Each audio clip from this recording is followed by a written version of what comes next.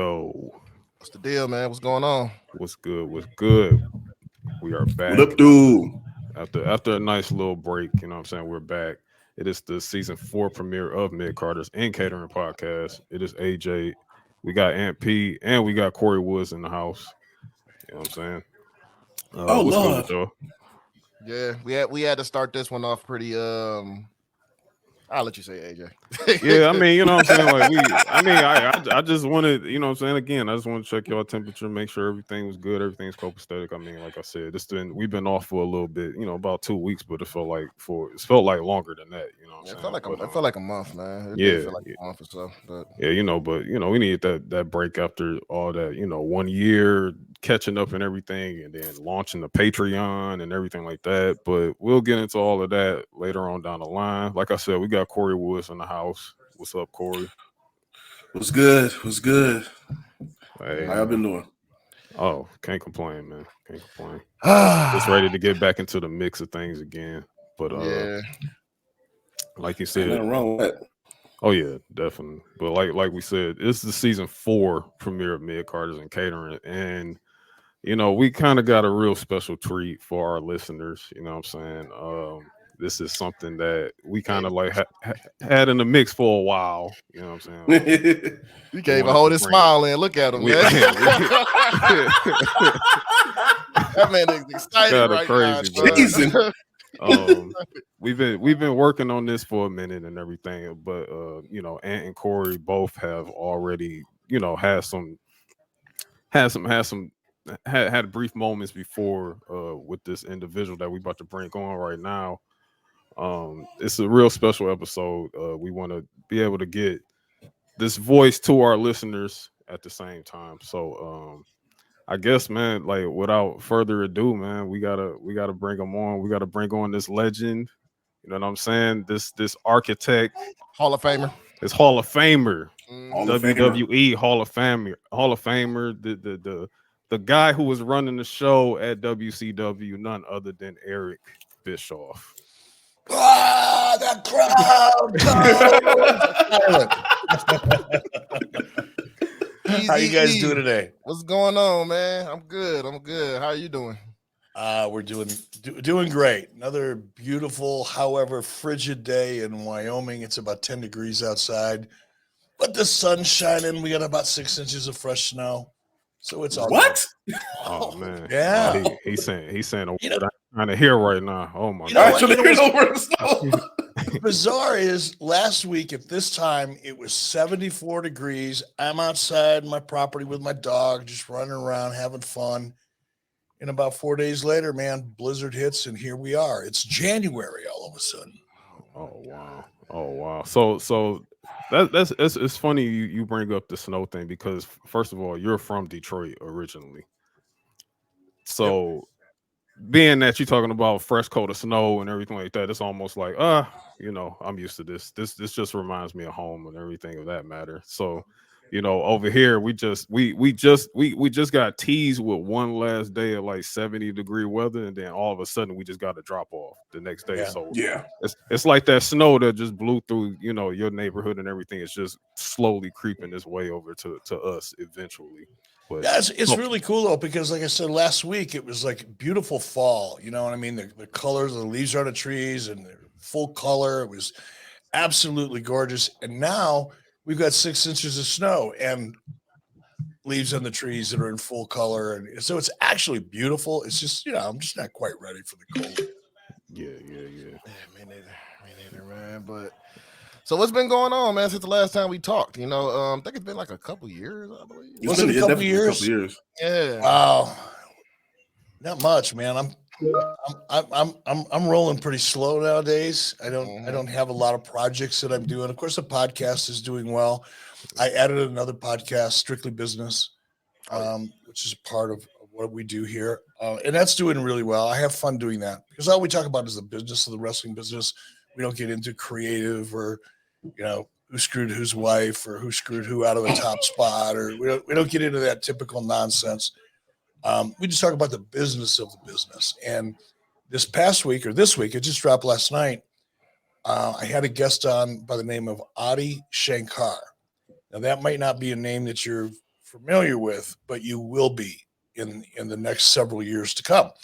Adi was like the youngest producer ever to have a North American box office hit with a movie called The Gray, starring Liam Neeson. Liam Neeson about the wolves and the Yeah, plane crash. Yeah, I know what yeah, he produced that. And he's got a new series out now on Netflix. It's an adult animation, and it's not like porn animation. And whenever I say adult animation, it's like, well, what that is. What's Bischoff into now? But let me see. I always get the name mixed up, so I want to make sure I get it right. It's oh damn, what'd I do with that? Oh, I feel like a knucklehead. Hold on, bear with me. Gotcha. No, take your time. I mean, we got all day, right? Yeah, we do. Yeah, I'm not doing anything.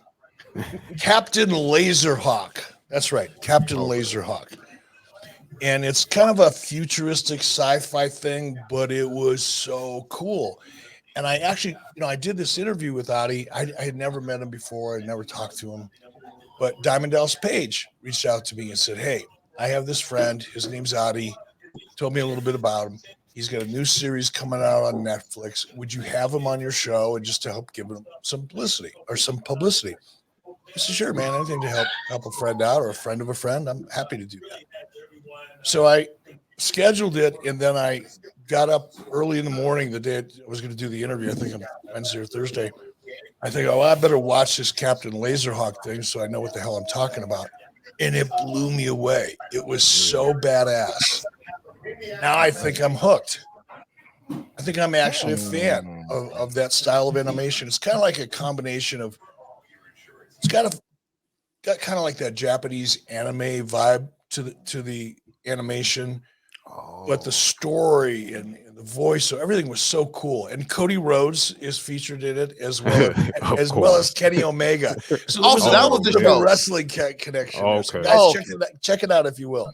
Okay, yeah, because I did see like article about that. I didn't know what show it was, so that's the show. Okay, yeah, awesome. And then talking to this cat, he's only like 26, 28. I don't know how old he is. Not very old, but he is so smart and so creative and talented. It was like one of the coolest interviews I've ever done, just because he's such a unique guy. So Cody Rhodes and Kenny Omega are going to have voice acting duties on this show? Well, no, they're actually characters. Like Cody Rhodes has this really cool animated character in the first episode. I haven't seen the rest of the episodes yet. I'll catch up on some probably tomorrow. But and then Kenny Omega is in episode 3, but he's an animated version of his real character. Okay. So he's like the cleaner. He's the cleaner in this, or just his gimmick all together, pretty much. Yeah, no, it's really cool. The first episode had me hooked. I'm not going to give away the finish, but the finish involving Cody Rhodes at the end of the first episode was fucking mind blowing. So just to even more to jump into the whole TV and movie and everything like that, just to step away from the wrestling side of things for a second, like how was like your time producing television and also tapping into video games at the same time too? Like just in case some of our listeners didn't know of like the many credits that you have outside of wrestling. Yeah, no, I had a partner by the name of Jason Hervey, and we formed a company called Bischoff Hervey Entertainment back in, I think, 2002 or something like that. And my partner, Jason, grew up in Hollywood. He was a star on the ABC series. You guys are probably too young to remember it, but it's called The Wonder Years. Oh, no, I remember The Wonder Years. Oh, I am the Wonder Years. He was the older, meaner brother, right? Yeah. But Jason had grown up. He first started doing, I think he started doing commercials over in Japan, believe it or not, when he was 4 years old. And then by the time he was 6 or 8 years old, he's doing movies and television shows and all kinds of stuff. And then eventually, he did like Pee-wee's Funhouse and all kinds of Pee-wee Herman movies. And he did some cool shit. Yeah. But I met him through wrestling, and just fast forward a couple of years, and we said, hey, why don't we create a production company of our own? Between Jason's contacts in Hollywood, because he had a lot of great contacts. Mm-hmm. His family had been in the entertainment business for like 2 generations. So we had access to a lot of people, and we could get meetings pretty easily. I had a fairly decent, Rolodex connections in Hollywood. So between the two of us, we figured, why not give it a try? And we did. And for about 7 years, we were rocking it. We produced, it was all unscripted stuff, almost all of it. And that was like when reality television was really just blowing out, doing great. Anybody with a half-assed idea could sell a reality show at that point. But we had some good ones, and we made a lot of money. And it was interesting for me, but to be really honest about it, I didn't really enjoy the work. It was just, I enjoyed the money, but that's what it was all about. It didn't feel fulfilling from a creative point of view. It was very fulfilling from a transactional point of view, because our job was to sit back and have a couple beers and go, okay, what if we create a show that fill in the blank? Yeah. And you take an idea from just an idea bouncing around your head, then you have to reduce it to paper, and then you have to refine it, and then you present it and hopefully sell it. I liked that process of just coming up with ideas and trying to figure out how to sell them. But once we sold them and it was time to go in and do the work wasn't nearly as interesting as professional wrestling. I wasn't fulfilled by the work. I was just fulfilled by doing the process of doing the work, if that makes sense. Yeah, because it's funny you brought up Jason Hervey's name, and it's like I really want to ask if one of those shows happened to be Scott Baio gets married or something like. Okay, we did Scott Baio. We did Scott Baio as 45 and single, and then we did Scott Baio as 45 and pregnant, because Scott got married and his wife ended up getting pregnant. So we got 2 seasons out of that.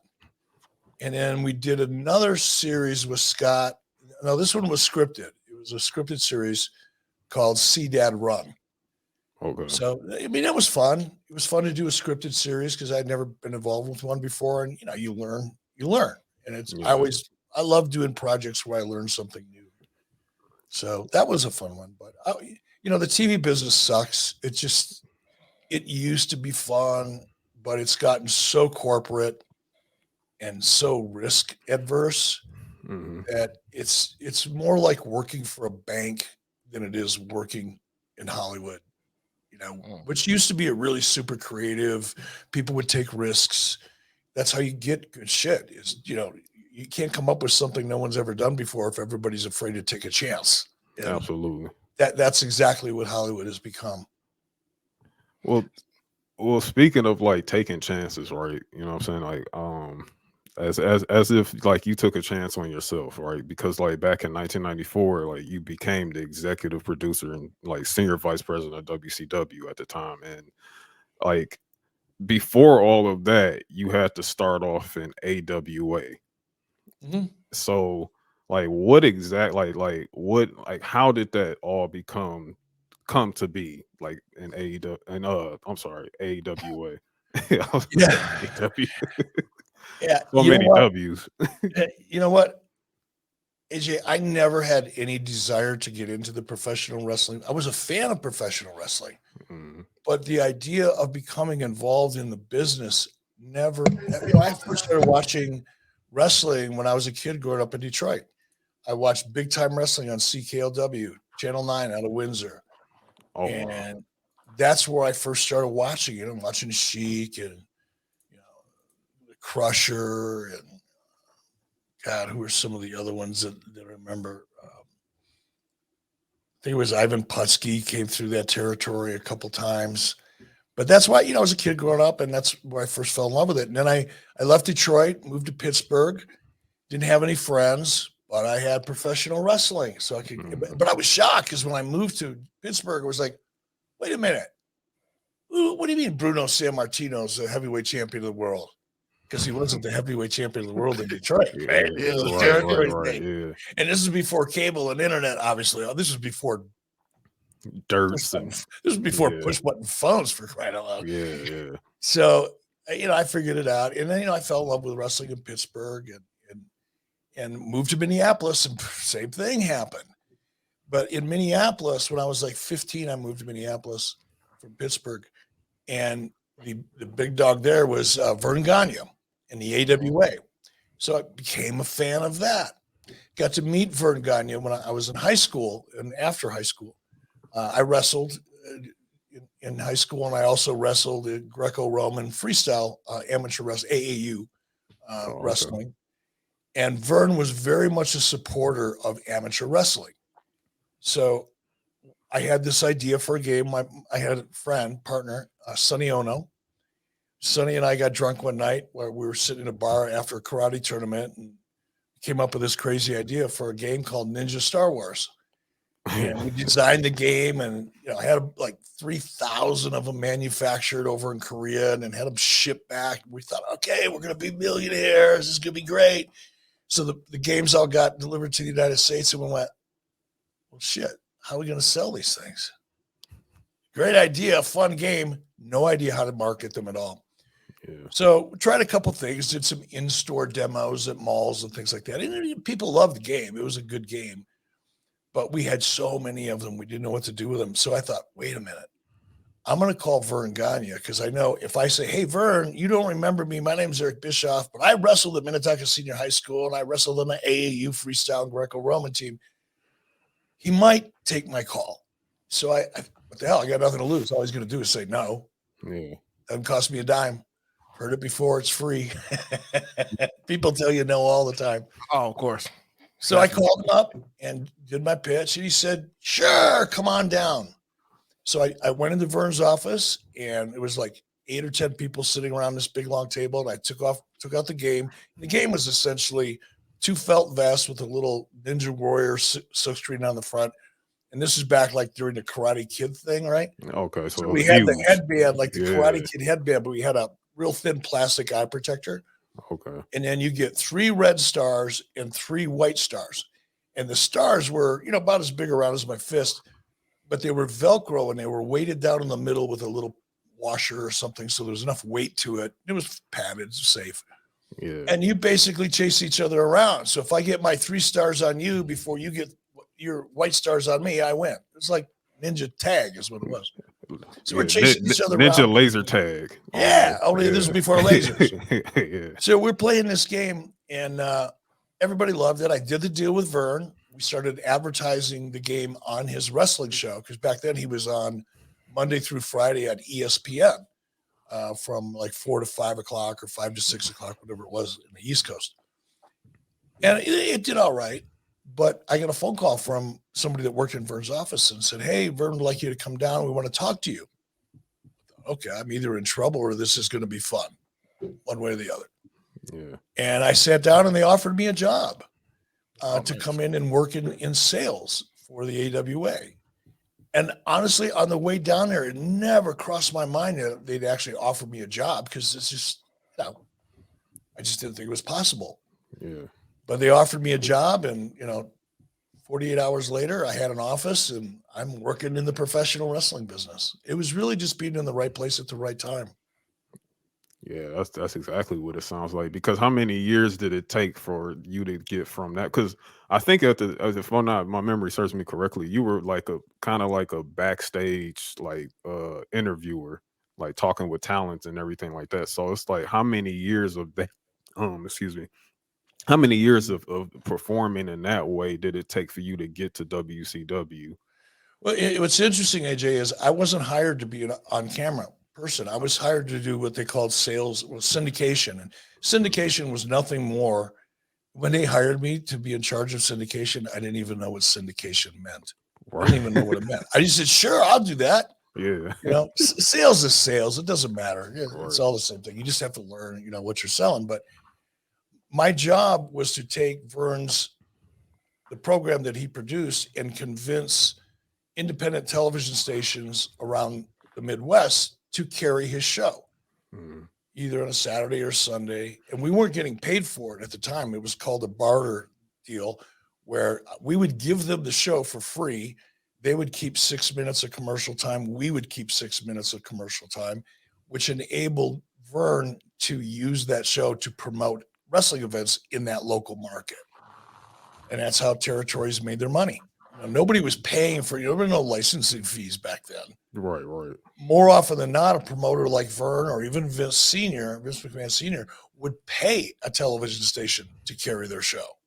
It's completely reversed now, but back then you just wanted to get your show on the air so you could promote your monthly or weekly live events. That's where promoters made their money. So that was my job. And I did that. I was excited to do that. I had no desire to be on camera. It just never even occurred to me. And one day I'm sitting in my office doing my thing, and there's a knock on my door.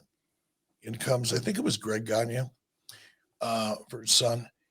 And Greg said, yeah, come on back to the studio, because on that particular day, we had like 40 to 60 wrestlers that all flew in on a Tuesday, and they'd spend all day and half the night doing these individual promos, interviews, promoting coming next week. We're going to be in Milwaukee. And they coming next week. We're going to be in Minneapolis. Coming next week. We're going to be in Rockford, Illinois. You do the same promo over and over and over again for every market, right? Yeah. And so they flew all these wrestlers in, and it was a big deal. But the announcer at the time, the Mean Gene Oakland of the time, his name was Larry Nelson. And Larry was good, but Larry loved to drink. Loved to drink. Oh, and he had like 2 or 3 DUIs or DWIs, whatever you call them. Yeah.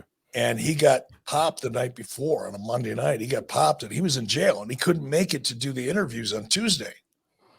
And so Greg comes into my office and goes, you have your sport coat with you? I said, sure. It's hanging on the back of the door. I always keep one in the office in case I got to dress up in a hurry. He goes, how about a tie? Have you got a tie? I said, yeah, there's one right here in my drawer. I keep it just in case.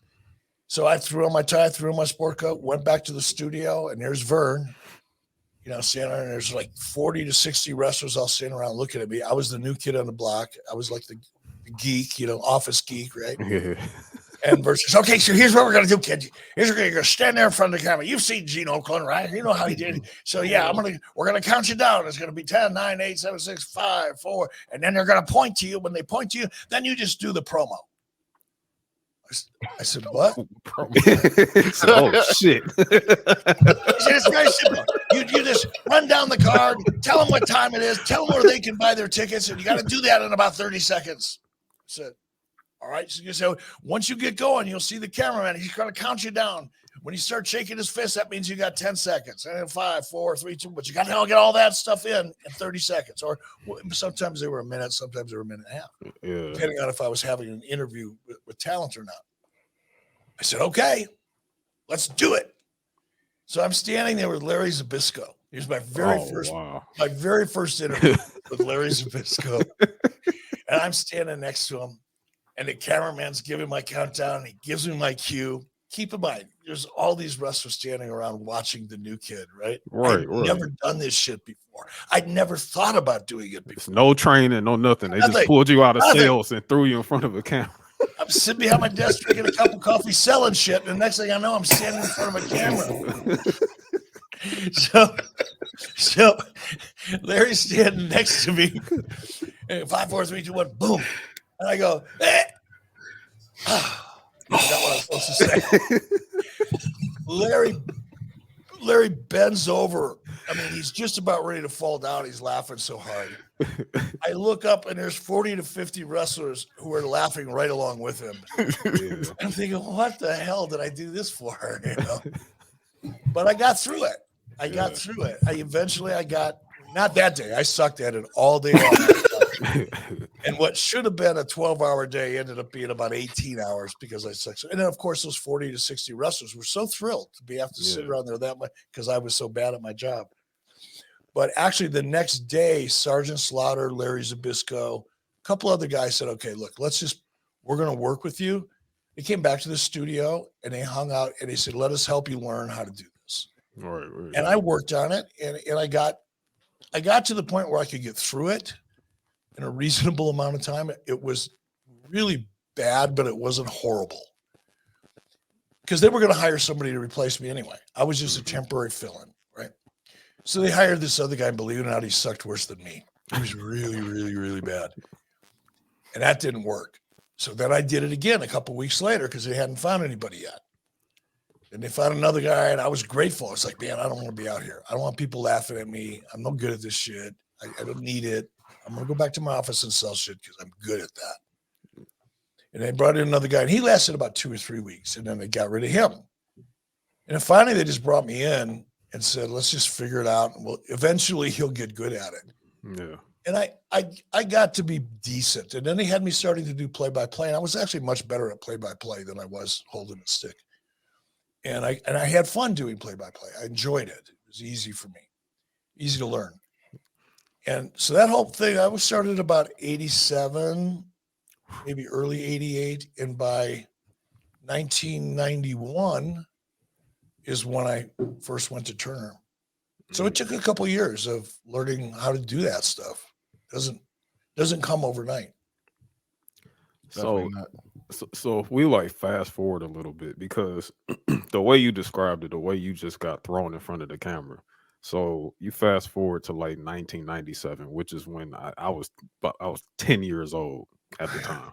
So this is like really my first introduction to like, I mean, of course I saw wrestling before, like maybe like my uncles were watching it or whatever, or whatever. But I legit didn't become a fan of wrestling until I was about 10 years old.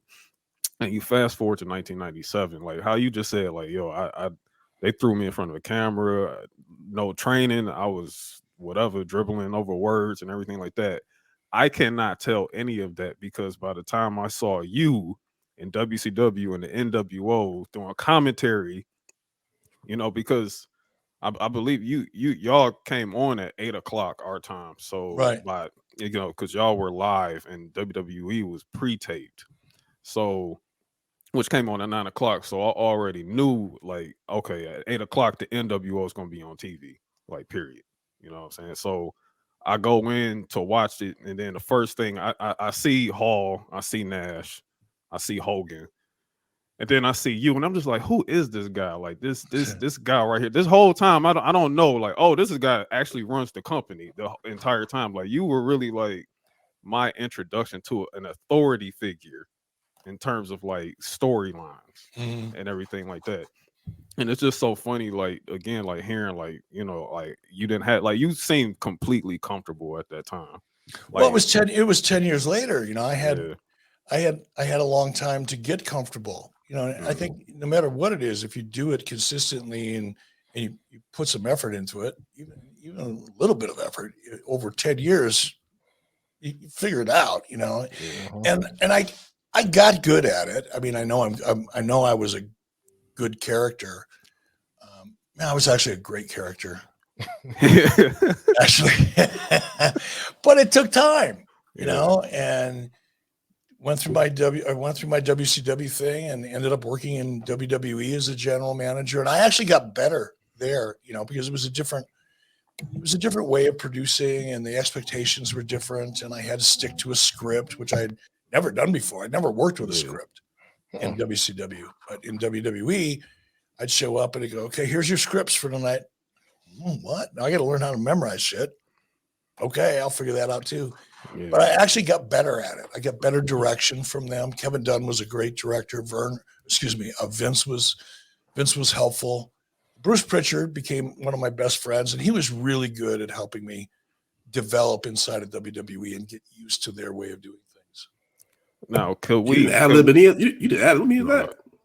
I'm sorry, bud? I said you didn't ad-lib you didn't ad-lib any of that WWE stuff? Like none of that was your own? No, that was all scripted for me. Every once in a while, I'd make a very small change. If they had like words in there that I just would never say, I would bring that to their attention. But there were like little minor changes. But no, that was all scripted for me, and I had to memorize the script and make it feel like it was ad lib or improv. Yeah, absolutely. Because at the end of the day, you were still Eric Bischoff. So everybody was like, I think even in WWE, everybody was expecting you to go off, not on some shoot type things, but just to like do the things that Eric Bischoff did, like in WCW, like going, like just I don't know, doing things to annoy the crowd and everything of that matter. Yeah, and I did, but it was written for me. I wish, and don't get me wrong, I loved every single minute that I spent in WWE. There was never a minute in WWE. Well, there was one. Yeah. That Mae Young thing. Oh man. Horrible. Oh man. Yeah. That Mae Young thing was horrible. I didn't enjoy that. But other than that, I really enjoyed every minute in WWE, but it would have been fun and interesting if I would have had the freedom to go ahead and improv a little bit. And I did with Steve Austin, working with Steve Austin, because Steve was very unique in WWE because he was the only talent that they didn't script. Now they tried to. They would hand him a script. He'd look at it, go, okay, got it, thanks. And then he'd go out and do what he was going to do. Steve things. When I was working with Steve, they would hand him a script, they'd hand me a script, and I'd see what he was going to do with his. And I knew he wasn't even reading, he wasn't looking at it. Yeah. Because he knew what had to be done. He would have the experience. It's like, very well, hell then. If he's not going to stick to his script, I'm not going to even worry about mine. So we both got to go out there and improv because it was Steve. And that was a blast. Yeah. That was fun. Because at that time it was probably because I remember the 2002 thing, like it's probably one of my favorite moments between you and Steve. But also it was when Steve was the sheriff and you were the general manager. I mean, it's silly when you think about it, right? It was just silly shit, but Steve was so good at it. His character was so on the money, and he knew that character so well, and he was having fun. Yeah. We had so much fun working together that it worked because we were having fun. Yeah. There's no way the audience could sit back and watch him and I in the ring doing our shit and not have fun because we were having fun. Yeah. I'll say one of the things that I'm gonna give you credit for is like how you just didn't break out into laughter just doing this with Steve Austin, because I don't even know like how that even possible for me. It's like, and I'm just looking at you. I was just looking. I'm like, how is he doing this? It was probably the hardest part of it all. It's like because he'd just come up with that shit. Like I didn't know it was coming. If I knew it was coming, I could prepare for it, but I didn't know what was coming. And sometimes it was so funny. You're right, man. I had beer coming out my nose and blowing beer out my ears. I mean, it was like crazy. But before even if that, like, maybe like, can we acknowledge maybe like in some other universe, right, that had you stuck with like being a commentator, so to speak, like maybe at some point you probably went the Michael Cole route. You might have called a few WrestleManias by now or something like that. I wasn't that good at that. I mean, that's especially in WWE because that's a different thing. You've got a director in your ear. And I actually don't like the way Michael Cole's an amazing talent. Do not get any of this wrong. Yeah, Anybody absolutely. that's listening to this. I put Michael Cole on a very, very high pedestal because I know how difficult it is for him to do his job the way WWE wants him to do it. Yeah. I like play-by-play. I'll give you an example. I'm not a huge basketball fan. I like the playoffs and stuff like that, but I don't sit down and watch basketball for the sake of watching basketball. Yeah. And I don't have any kids in school. I don't have any grandkids in school. I don't have any nephews, no family at all in school. But here in Wyoming, where I live, a little town called Cody, they have a play-by-play announcer. His name was Cole Havens. And he's so good that I'll go out of my way to listen to him cover boys and girls basketball, high school, because he's so good at it. He makes me feel like I'm actually in the auditorium. And it's just the way he does it. And same thing with baseball. I'm not really a baseball fan. I'll watch the World Series. I'll check it out tonight. First game, sure, no problem. Or last night was the first game. But I'm not going to go out of my way. But when the local sports guy here in town covers it because he's so good at doing it, I'll listen to high school boys baseball and girls softball because he's that good at it. And I believe that play-by-play should – Vern Gagne described it to me when he was trying to teach me initially was my job as a play-by-play announcer. He said, imagine you're describing everything that's going on around you in detail for a blind person that's a wrestling fan. Wow. And part of that is, and this is an example, right, is when you sit down there and because I have the best seat in the house. Theoretically, I'm at ringside doing play-by-play. Right. He said, describe the smell in the air. Do you smell popcorn?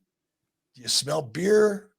Do you smell caramel corn? What are the smells? What's the environment? Describe the people that are around ringside and the looks on their faces. So bring the viewer at home, even though they're watching, bring them in so they feel like they're actually in the arena and not watching at home. And then he said, when you call the action, you're a fan. Don't try to be smart. Don't try to get yourself over. Just call the action and bring the passion to it that a fan would have if they got an opportunity to be sitting at ringside doing play-by-play. And if you can bring that kind of excitement to it and describe the entire scene and environment so someone at home can actually smell the popcorn with you, that's how you do good play-by-play. And that's not what WWE wants. It's old school. Go back and listen to old school, radio covering sports. When I was a kid growing up in Detroit, my dad and I listened to the Sonny Liston, back then, Cassius Clay Fight on the radio, which is why I still love listening to sports on radio, because it's just different. It's covered differently. And I love it. But Michael Cole doesn't get to do that. He does a different style. And I couldn't do that. I wouldn't have any fun doing that. And if I'm not having fun doing it, it'll suck. Totally get that. Totally get it. So you talked about a fan perspective. So I kind of want to get this fully loaded question out the way. Because I think it's a question, of course, to ask for you who was deeply rooted into the business, you know what I'm saying? Like, just on the current landscape of pro wrestling and sports entertainment right now, from being a fan to being a former executive in the business, like, how do you feel about the current landscape of everything right now? AJ, I'm more of a fan of the business of the wrestling business. I've seen a fair amount of wrestling in my life, from being a kid growing up in Detroit to being in the business for over 30 years. Yeah. So the things that happen in the ring are not nearly as interesting to me as the things that are happening behind the scenes, the business of the business. And to see where professional wrestling is today, WWE being sold for $9 billion, it's a publicly held company. They're putting on massive events now all over the world. There are wrestling fans all over the world now. And I love that. I think wrestling is more popular than it's ever been around the world. Perhaps there aren't as many people viewing it today in the United States as maybe there were during the Monday Night Wars. I don't know. You can debate that because of streaming and all the other shit, but it doesn't have the same vibe as it did back in the late 90s. But I think the business is healthier. It's bigger. It's more mainstream. You got Bad Bunny showing up in a WrestleMania. You got Logan Paul coming in. It's just so mainstream now. And then you look at how the talent, the athletes have evolved. I'm seeing things that go back and watch some wrestling from 1980 and then watch something from last night or the night before. It's like mind-boggling, right? So just seeing the evolution of the athletes and the way wrestling is presented, I find to be very interesting, and I feel good about that. There's some things I don't feel good about. Some things I kind of wish were different, but overall, I'm excited for the wrestling business. I think AEW's got a ways to go, like long ways to go. But they're still only, how old are they? 4 or 5 years? It's still a really 2019, I believe. So it's 4 years now. Yeah, 4 years. I watched the first episode of Dynamite from the writers' room at WWE headquarters in Stamford. I remember that, and I was very hopeful for them. I thought, okay, this is great, because I knew how much competition kind of made everything better. Yeah, made fans more interested. They want something to bitch about and argue about. They love AEW. No, I love WWE. Yeah, argue about it. Cool. I love that. Yeah. That's what they used to call water cooler talk, before social media came along. It's good. It's healthy. But I'm kind of disappointed. They've blown a lot of great opportunities, AEW has. And I did too. You learn on the job. Tony Khan's never run a wrestling company before, just like I never run a wrestling company before. They made me president of WCW. I had never been an executive in a publicly held company. I never had 200 employees before. There's a lot of shit I'd never done before. And you learn on the job. And sometimes you get stuff right. Sometimes you don't. And hopefully you learn from those mistakes. You don't repeat them and keep trying to do the shit that works. But it takes time. But to credit yourself, though, even in that business, like you legit, I mean, WCW, NWA, all of that was already legit contenders of WWE at that time. And then when you took over and you built it up to where it became, like, y'all were legit the competition. Well, we actually went head to head. That's one of the things that, used to bother me about Tony Khan is, he kept trying so hard to convince himself and other people that he was actually a competitor. He's not. He's just in the same business. It's like me opening up a fucking hot dog stand on the corner of a Ruth Chris steakhouse and saying I'm competing with Ruth Chris. Right. No, you got a hot dog stand. Yes, you're both selling food and it's considered meat, but that's it. That's not competition. Right. Exactly. And like, cause that's been at least for me, that's been one of my main gripes with this, with what they like to call the tribalism of this whole WWE AEW thing, is that you're not focusing on just building your brand first before you want to call yourself a competitor. Really, like it's really little league or more a glorified indie than anything. That's right on the money, AJ. I used, whenever I would describe, somebody said, "What are your thoughts of AEW?" I said, "Oh man, it's indie-rific. It's just so indie-rific." It's awesome. And to take back, a lot of them wanted to throw comparisons at the WCW thing. And I'm like, yo, that is an insult to WCW. I'm like, no, like that's not the same thing here. I think you're trying too fast to be a WCW counterpart, but that's not what this is. No, we were actually like legitimately head to head. Yeah, exactly. And Tony's never been head to head. The only time he was head to head, he got his ass spanked and sent to the corner, told not to come out of his room till he could behave. Oh man! And you ever see them going head to head? No. That'd be horrible. They would have to deactivate his Twitter account to go head to head because he would spiral worse than what he's doing now. Like I actually, because I mess with him. I'm honest about stuff. I don't sugarcoat too much. I try to be gentle if it's a very sensitive topic. But for the most part, if you ask me a question, I'm going to tell you what I think. And I did that a lot. But after I started watching Tony melt down on Twitter, like after that last Tuesday night when they went head to head and he lost his shit, I actually felt bad. Because like the night before I went to bed, I said, oh man, we should ease up on Tony because I think he's losing it. And I got up the next morning and I saw some stuff that he had done overnight. And it was like, wow, I might be right. He might like legitimately maybe losing it. And I made up my mind that I was just not going to pile on anymore because I felt legitimately bad for him because I thought he was losing his head. But whatever, it seems to have toned down now for a minute. Yeah. I mean, I don't know, man. Like he said, like AJ just said, like I'd rather just him focus on building his company, building stars, and just develop. So maybe one day you can be a competitor. I don't see it, but maybe. And this is a part that I guess I get frustrated with, and my frustration sometimes comes out to other people that don't know me as me being negative. Not negative. I don't have a dog in the hunt. Man, I don't own a piece of AEW. Don't care. Wouldn't want one right now, to be honest with you. But what upsets me is when people have great opportunities right in front of them and they blow it, or they don't even recognize it, or they don't give it the respect it deserves, because opportunities are hard to come by.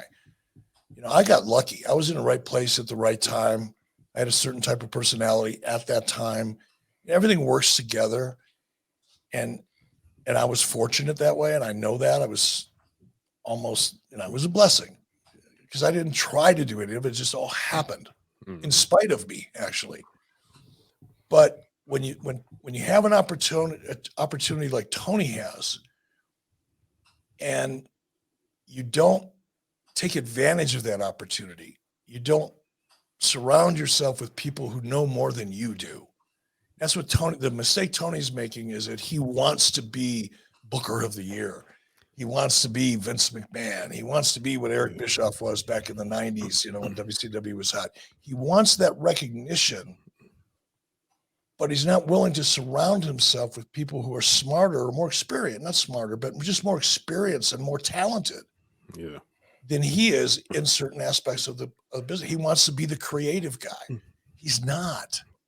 Like, no one would ever, nor would I let someone hire me to be in charge of finance, because I just know my brain isn't working that way. No matter how much money you offer me, no matter what kind of perks you give me, if you give me that job and I take it, I know it's going to be bad because I'm not talented at that.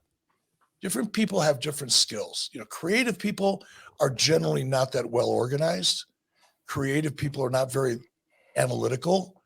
Creative people don't really think about logic. It's like a left brain, right brain kind of gimmick. Just like accountants aren't very good at creative. You can't be good at everything.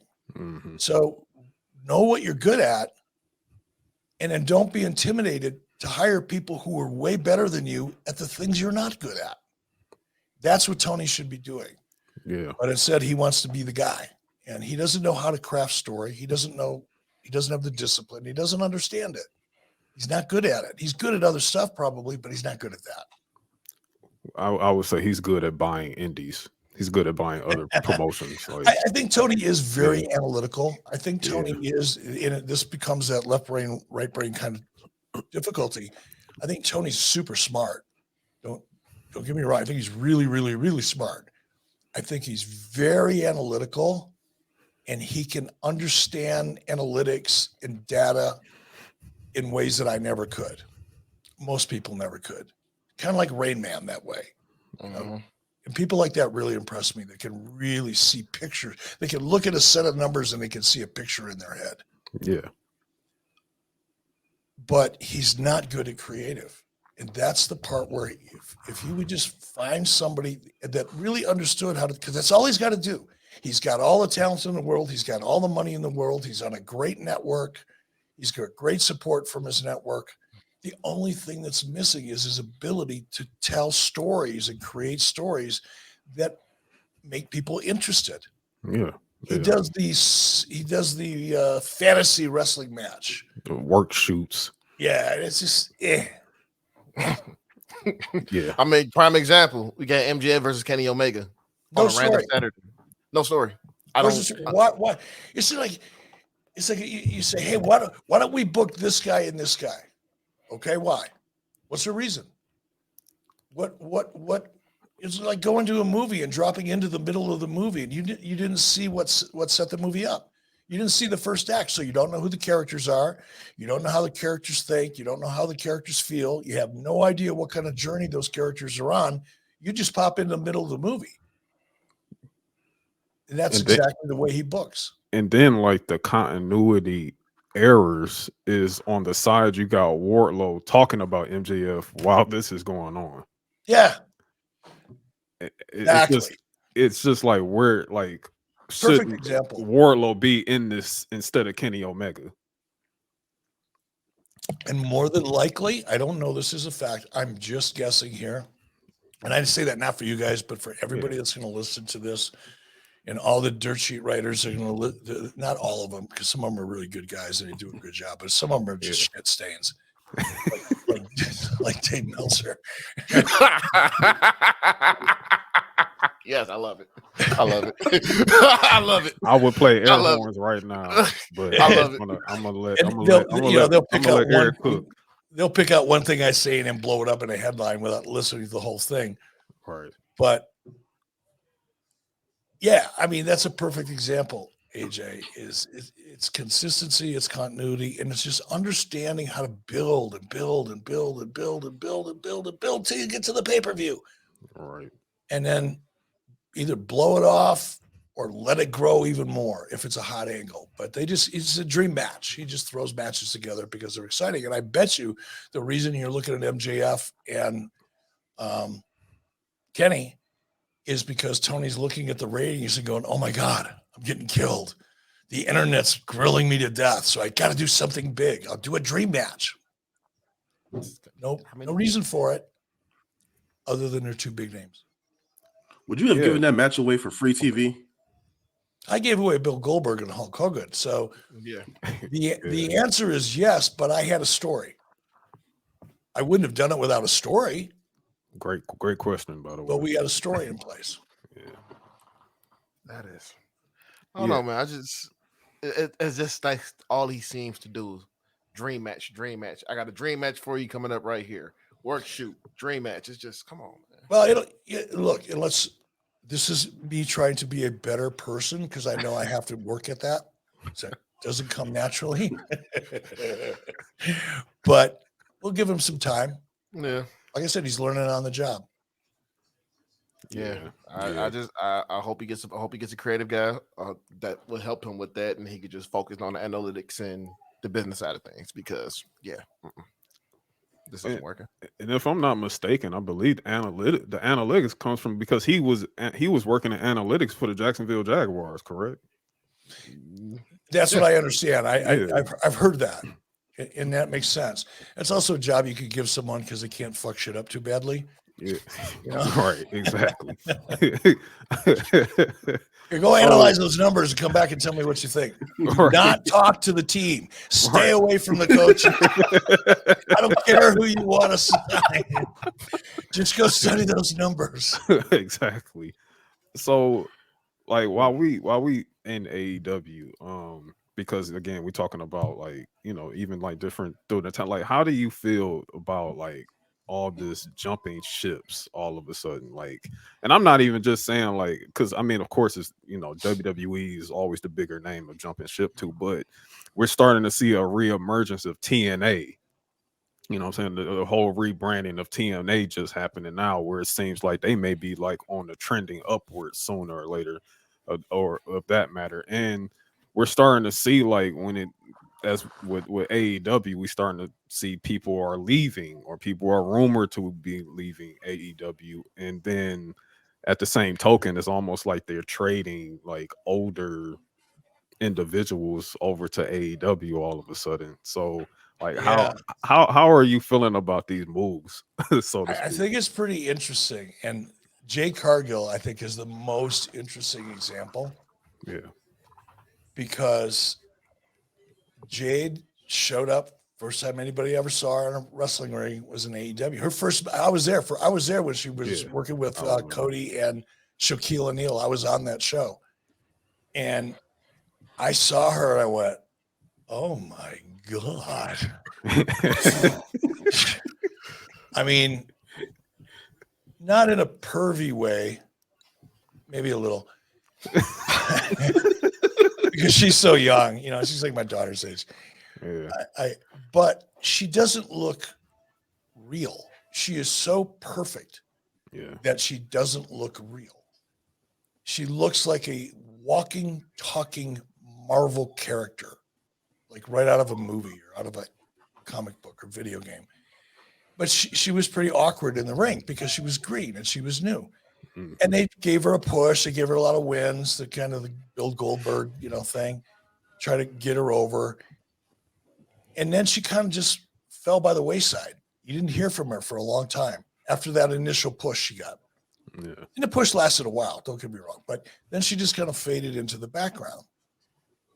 She leaves because her what does her husband do? Is he Brandon Phillips? He's a former baseball player. He played for you, but now he's like a owner of a minor league team, I think. Yeah, and he's also a very wealthy guy. So Yeah. Jade didn't need the money, right? And I don't know Jade. I've never had a syllable of conversation with her, but I'm guessing she knew that WWE could make her a star, whereas in AEW they didn't know how to make her a star. Mhm. They thought by giving her a bunch of wins like Bill Goldberg that she'd be a star. It doesn't work. You need more than that. And so she made that jump. And I'm thinking now I'm thinking, I know exactly what Paul Levesque's doing. He's going to bring her in.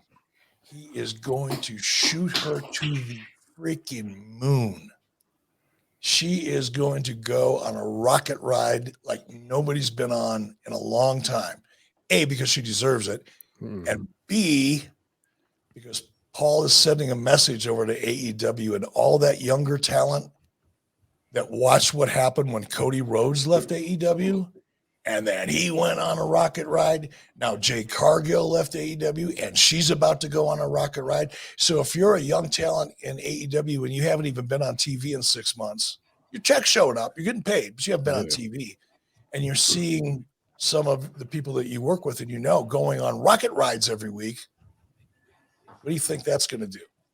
There's going to be a whole bunch of that young talent that every time their contract is going to come up. Now, there'll be some that'll go, I just want the money. And there's nothing wrong with that. Right. Trust me, I've done that before and I would do it again under the right circumstances. But if your goal when you're young is to be a star, who are you going to bet on? Are you going to bet on WWE to make you a star? Or are you going to bet on Tony Khan to make you a star? Well, if we look at the record here, the record that shows, I definitely would say I'd rather go all in on WWE at this point. I mean, they made Brian Pillman Jr. look interesting right now. Yeah. In NXT. So I see, I'll go to WWE easily. And I think, and again, I don't know Jade. I don't know her husband. Obviously, I didn't even know his name or what he did. I just knew he was successful because someone else had told me that. But if I'm Jade Cargill and I look the way Jade looks and I have the confidence in myself that she obviously has, do I want to work for a company that's owned by the largest entertainment agency in the world? I mean, she could be, if she has the ability to act, because that's a whole different thing. Mm-hmm. Becoming a great wrestler is one thing, and it can help you to become a great actor, like The Rock or John Cena, Dave Bautista. It happens, right? But if I'm Jade Cargill and I have all of this amazing, the charisma, the look, the gift, I want to be over here where somebody can maybe get me a movie. Yeah. I bet you she's looking, I hope she's looking not past the opportunities she has, but looking at the opportunities she has, and learning how to maximize that opportunity, knowing that this guy named Rock had the same opportunity that she has right now, and he maximized it and became the highest paid actor in the world for a while. Yeah. And I think she has that same potential. Definitely. Now, to flip that around to people that have recently left WWE, like Adam Copeland or Ric Flair, like do you because I remember like one of the critiques of WCW back in the day, again, it's like I'm not trying to make a comparison here, but they would say that Eric took on too many older talent. Like you got Hogan at too old of an age. He was 42. Yeah. So 40, like LA Knight is 42 and he's just getting, or whatever he is, and he's just getting his first big push. Yeah. And like how you just said, Hogan is 42. Adam Copeland or Cope or whatever they're calling him now is 50 years old. Yep. And going over to AEW. Like do you think this was like a huge mistake, at least on Tony's part? No, I look at that differently. I don't think age, I'm not as, I know a lot of the dirt sheet writers or folk, and not all of them, but, again, I bring up Meltzer, but you can't make a blanket statement and say, "Oh, these guys you got too many old guys." Yeah. Look at Christian. Christian is doing the best work he's ever done right now. Yep. Yeah. Mhm. For sure. His age is not getting in his way. Adam Copeland is a phenomenal performer. All right. His age is not in his way. Chris Jericho is an amazing, amazing talent that has the ability to reinvent himself on a fucking moment's notice Yeah. and deliver great action and help the people that he's working with. You know, it's not the age, it's how you use them. And if you bring those older guys in and you don't have great story for them, you're not putting them into an environment that's compelling and exciting for the audience because it's a great story, then you get the inevitable, oh, he's too old. Yeah. It's not. Wrestler's not too old, just like a young talent isn't too young because they're in a story that sucks. It's not because they're too young and don't have the experience. It's because they're too young, they don't have the experience, and they're in a shitty story, or maybe not even a story. And you can't get over that way. So I don't think it's about Adam being too old or Christian being too old or whoever else they have on the roster being too old. I think it's going back to what we talked about earlier. It's not having an understanding of the talent because it's an art. It's not a science. It's not a math equation. It's an art, just like painting. A great painting is an art. And without an artful way of telling stories, no matter who you put in that story, how old they are or how young they are, doesn't matter. It's shitty. And the people in that story are going to be criticized. Definitely. Yo, I did have Plus, one question. plus, I'm old You I'm old and I like to stick up for old guys. Eric, I did have one question because you mentioned it a couple of times. The dirt sheet writers, the Dave Meltzers, you got John Rossap out there.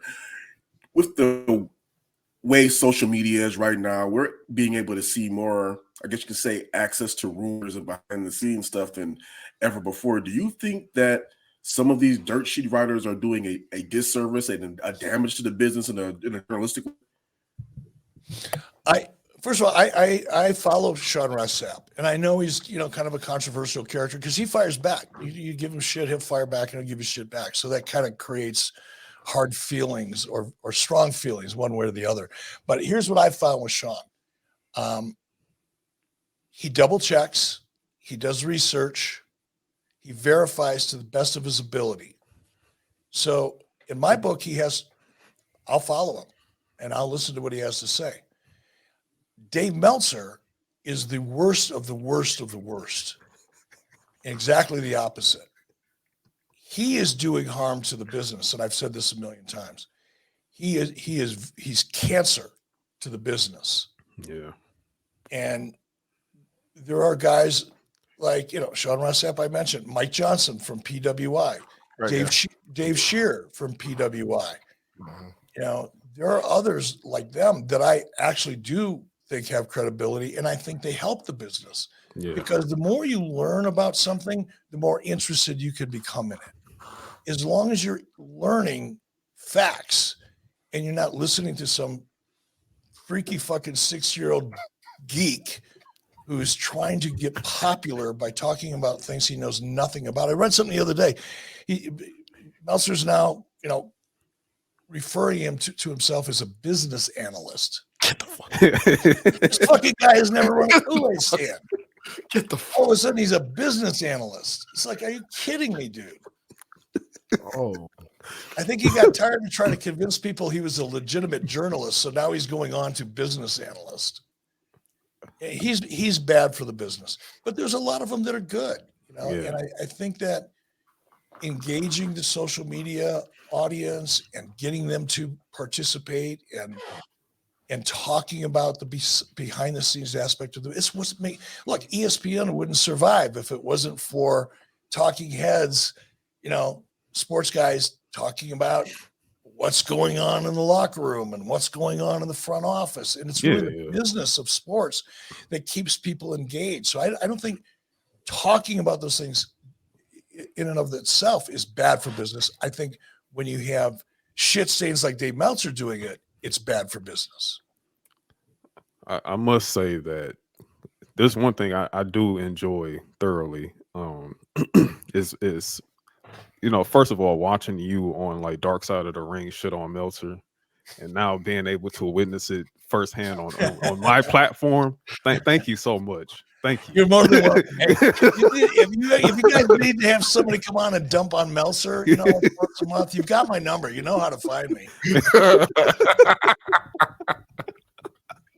It's just, oh man, between him and Al. Somebody asked me the other day, he goes, man, it's obviously a Meltzer, and I feel bad for people that actually spend money to read his shit. It's like, wow, that's fucked up. It's like giving somebody $20 to hit me in the head with a baseball bat. Like, what the fuck would you do that for? But Oh man. somebody said, why are you so obsessed with Dave Meltzer? I said, I'm not obsessed. Some people like to play golf. Some people like to play tennis. Some people like to do other shit. That's a hobby. Yeah. It's not an obsession. It's a hobby. It's fun for me. I can see the Jordan glasses right now. Yeah, man. right, exactly. No, I do it. It's a hobby. Oh man.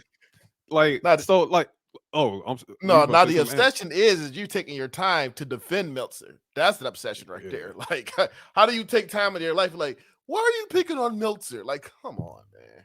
Well, that's also a reflection of what is not going on in your head. That too. Yeah. That Yeah, like even going back to like just like back when you were running WCW and dealing with people like Meltzer, like how did you navigate or like around that? Well, at first, I felt the same way I do feel right now. Maybe not as intense, Yeah, but I recognized him for what he was. And then this guy by the name of Zane Bresloff started working for me.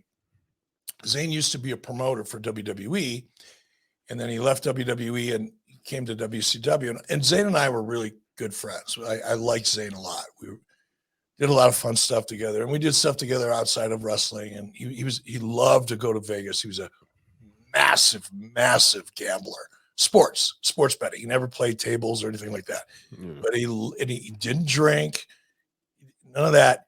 But he would sit down for 12 hours at a time at the sports book in Las Vegas, and he knew everybody in Vegas. So I'd go out to Vegas, and I didn't like to gamble, but I did like to drink, and I like to eat, and I like to see shows. And Zane was always able to get me comps to everything I wanted to do. So my wife and I go out there, and we'd party and have fun and do a lot of things that, quite frankly, I wouldn't spend money on myself if I had to pay for it. And Zane was friends with Dave, and Zane convinced me at one point. He goes, why don't you just try talking to him? Maybe give him a call once a week and just get his take on the show and whatever. Just quit being so combative, and maybe you guys could get along, and maybe he's going to say some stuff that you might find interesting. All right, Zane, I'll do it. So I did it for a couple of weeks, and then he went right back to doing the same stupid shit. And I'm going, man, why am I talking to a guy that's burying my product? Yeah. Why am I letting a guy in and engaging in a conversation only so that he can take that conversation and turn some of it around to get himself over while he's shitting on my product? And I said, fuck it, I'm not wasting my time talking to this idiot. It's just not going to happen. Yeah. So I went back to doing what I'm doing now. I tried really hard. Did you guys ever see the movie Billy Jack? I know you're not old enough to see Billy Jack. Yeah, Billy Jack was like 1973, 1974. It's an actor by the name of Tom Laughlin. He did this movie called Billy Jack, where he was a Native American and down in Arizona fighting against corrupt cops. And there's a scene in Billy Jack. It's a great scene, by the way. If you Google it, you'll find it.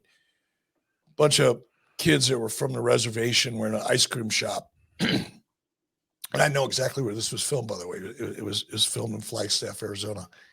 And there was one of the corrupt cop's son was in this. It was an ice cream shop, bakery, or some shit. Anyway, these young kids were in this ice cream shop getting ice cream on a Saturday afternoon, and the son was a real asshole of a character of the corrupt cops in there, and he's making fun of them. And he scoops into a flour bed or sugar bed, and he pours flour all over this Native American kid's head. He said, there, now you're white. And right about then, Billy Jack walks in. And everybody knew Billy Jack was going to kick his ass because he was like this karate Indian, right? he could do it. He knew his shit. So the corrupt cops punk kid, he's like, oh no, God, this is gonna be bad. And Billy walks in and he goes, I try. I really, really try. But when I see what I'm seeing now, I won't go into the whole dialogue. I just go berserk. And then he goes off and wipes out about 4 of these assholes. It's one of my favorite scenes. Go check it out. Google it. Billy Jack Ice Cream Shop. Billy Jack. I'm man, sure my dad would definitely. Your dad knows. Yeah, Okay, I asked my your dad. He'd be like, "Oh yeah, I know Billy Jack. Yeah. I You know can have your Billy dad Jack. call me. We can compare Billy Jack and others. I've been. Oh man. All right, guys, I got to run. I promised my wife I would do wifey stuff. Oh no, it's all good. No. It's all good. We Like, appreciate the time you gave us, man. For real. Hey, Thank you. Listen, I run out of interesting shit to say. So if you want to reach out a couple months, because I have fun with you guys. I actually am having fun doing this. So happy to do it. When there's something going on that's worth talking about, reach out, man. I'm here for you guys. Absolutely. Oh no, we definitely appreciate that, man. Thank you so much, man. Definitely appreciate it. Definitely check out more from Eric Bischoff and from Conrad Thompson on 83 Weeks podcast. Also, congrats on 5 years, by the way. I know you started in 2018, so congrats on that. It's been crazy. It's just gone by so fast, but it's been fun. It's been a fun ride. But again, we appreciate you coming through. Again, thank you for being like, you are a legend, beyond words and everything. So we greatly appreciate having you on and everything. And I can't wait to do this again. All right. Well, you know where to find me. Yes, sir. All right, man. Take it easy now. See you guys. See you. Holy shit. And that is our show for this week. You know what I'm saying? On that note. I'm out. Like I don't know what else to say on that note, but we'll be back again. We got WWE Crown Jewel coming up on the way. More stuff. Are we doing the spaces for that or no? Probably not. No, the spaces might actually be for Survivor Series because it was around the holidays and shit. Gotcha. But okay, we'll get it together. Yeah, we'll get that stuff together. But again, you know what I'm saying? Shout out to Eric Bischoff for coming on to the pod. You know what I'm saying? That was our first biggest guest we've had yet since we started. What a way to start off season 4. Shout out to Corey for coming on, making that happen, making that shake. I know you busy, bro. You just had a Pistons game last night, so Lions practice this morning, and now I'm about to get ready to go. I'm about to go change and go to the opener for the Pistons in a minute. Yeah, so you got a whole lot going on. So thank you for taking out your time too. Hold on, we gotta shout out one more person. Shout out to Gabby too. Gabby was sitting in the background. Yeah, Gabby was in the back. I've been back here chilling, just listening, happy, marking out. It's fine. It's fine. Yeah. Gabby was here too. So yeah, we was all in the building for that one. Was Gabby backstage the whole time? Yes, I was here the whole time. Mind your business, Corey. Mind your business. We'll talk in a few. No worries. I'll text you. But yeah, everybody was here for that one, man. So of course it was very special, of course, to have Mr. Bischoff on here.